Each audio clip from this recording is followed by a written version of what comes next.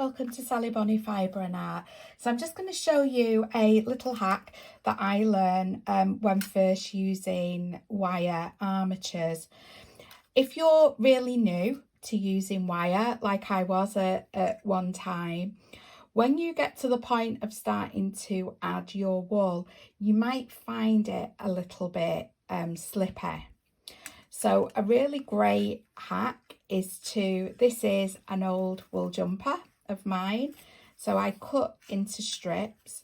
If you get a needle and thread and just stitch it at the end.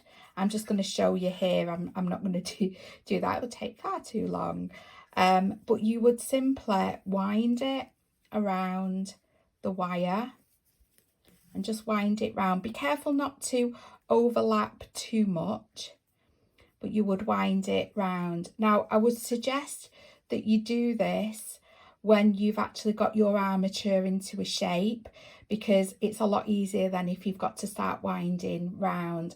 So in my sheet make, I'll show you how to use this at the point when we've got that into a shape. But I just want to show this as a little hack. Now, another thing as well is that you then use less wool for making the muscle part of your sculpt, but you can also equally use a pipe cleaner. So again, imagine this was a leg that I've done.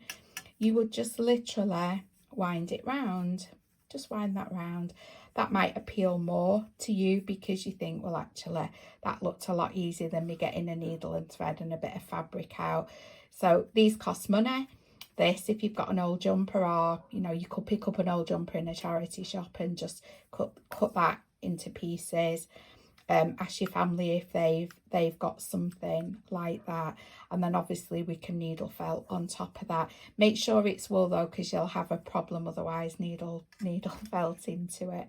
Okay, so I just thought I would show you that because that's what we're going to do as part of the sheet make. So happy making.